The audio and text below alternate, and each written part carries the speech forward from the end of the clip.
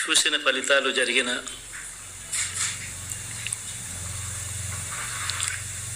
పరిస్థితులు చూస్తే నిజంగా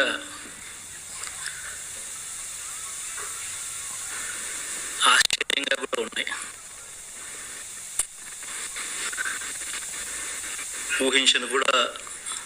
ఊహించలేదు ఇలా జరుగుతుందని, ఇలా వస్తాయని కూడా. బట్ ఎస్,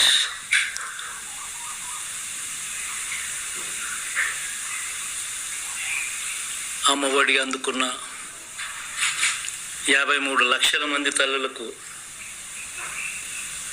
మంచి చేసినాం, పిల్లలు బాగుండాలి, వాళ్ళ చదువులు బాగుండాలని తాపత్రయపడుతూ అడుగులు వేశాం. మరి అక్క చెల్లెమ్మల ఓట్లు ఏమయ్యాయో తెలీదు. 66 లక్షల మంది అవ్వాతాతలకు,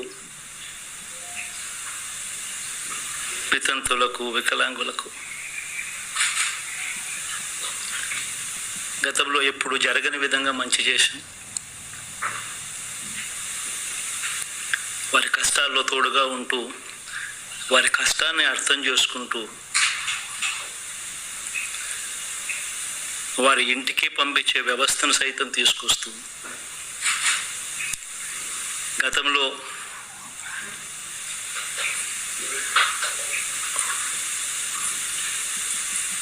మా ప్రభుత్వం అధికారంలోకి రాకమునుపు ఇస్తా ఉన్న చాలని పెన్షన్ నుంచి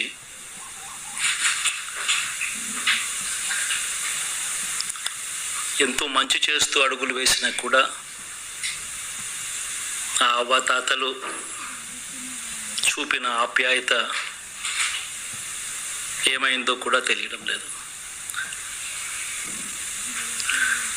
దాదాపుగా 1,05,00,000 మందికి పొదుపు సంఘాల అక్క చెల్లెమ్మలకు మంచి జరిగిస్తూ, వారి కష్టాలనే మా కష్టాలుగా భావిస్తూ, ఇచ్చిన ఏ మాట తప్పకుండా అన్ని రకాలుగా వాళ్ళకు అండగా ఉంటూ, ఆసరాతో తోడుగా ఉన్నాం, సున్నా వడ్డీతో సైతం అండగా ఉన్నాం, చేయూత సైతం తోడుగా ఉంటూ నిలిచాం. మరి ఆ 1,05,00,000 మంది అక్క చెల్లెమ్మల ప్రేమాభిమానాలు ఏమయ్యాయో తెలియవు. 26 లక్షల మంది చేయూతను అందుకుంటున్న అక్క చెల్లెమ్మలు, వారి ఆప్యాయత ఏమైందో తెలీదు.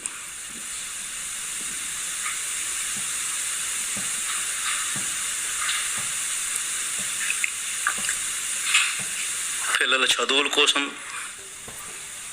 ఏ తల్లి ఏ తండ్రి ఇబ్బంది పడకూడదు అని మొట్టమొదటిసారిగా పూర్తి ఫీజులు ఇస్తూ తీసుకొచ్చి అందగా నిలిచాం.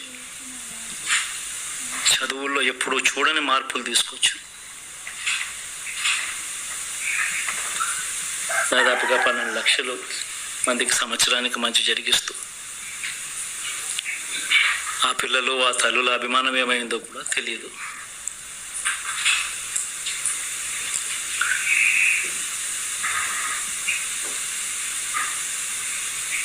దాదాపుగా 54 లక్షల మంది రైతన్నలకు గతంలో ఎప్పుడూ చూడని విధంగా, జరగని విధంగా పెట్టుబడికి సహాయంగా అందించే కార్యక్రమం మొట్టమొదటిగా జరిగింది మన ప్రభుత్వం వచ్చాకే.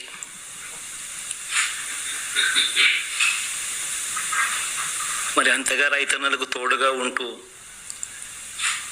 రైతన్నలకు రైతు భరోసా ఇవ్వడం కానీ,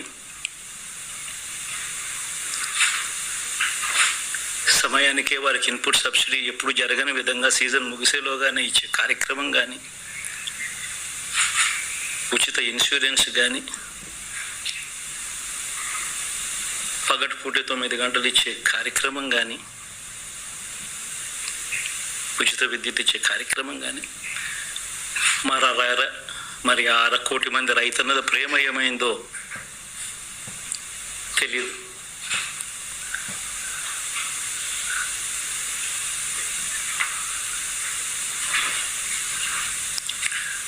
మరి ఇన్ని కోట్ల మందికి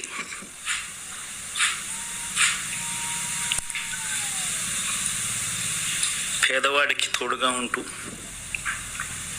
ఆటో డ్రైవర్లు నడుపుకుంటా ఉన్న వాళ్ళు ఆటోలు దోలుకుంటూ టాక్సీలు దోలుకుంటూ ఇబ్బంది పడకూడదని వారికి అండగా ఉంటూ వాహనమిత్ర, నేతన్నలకు అండగా ఉంటూ నేతన్న నేస్తం, మత్స్యకారులకు తోడుగా ఉంటూ మత్స్యకార భరోసా, ఫుట్పాత్ మీద చిన్న చిన్న ఇడ్లీ షాపులు పెట్టుకొని నడుపుకుంటూ, చిన్న చిన్న బంకులు పెట్టుకొని నడుపుకుంటూ, చిన్న చిన్న వ్యాపారాలు చేసుకుంటా ఉన్న వీళ్లకు, నా అక్క చెల్లెమ్మలకు, నా అన్నదమ్మలకు మంచి జరగాలని ఆరాటపడుతూ వాళ్ళకు ఒక తోడు, నా రజకులకు, నా నాయి బ్రాహ్మణులకు, నా టైలర్లకు అని అండగా ఉంటూ వారికి ఒక చేదోడు.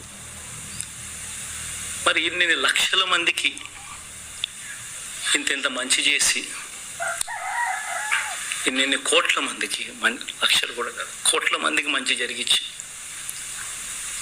ఎప్పుడు జరగని విధంగా మేనిఫెస్టో అంటే ఒక చెత్తబుట్టలో పడేసే డాక్యుమెంట్ కాదు. ఒక మేనిఫెస్టో అంటే ఒక బైబిల్ అని, ఒక ఖురాన్ అని, ఒక భగవద్గీత అని మొట్టమొదటి రోజు నుంచి కూడా భావిస్తూ ఏకంగా 99% వాగ్దానాలు అమలు చేసి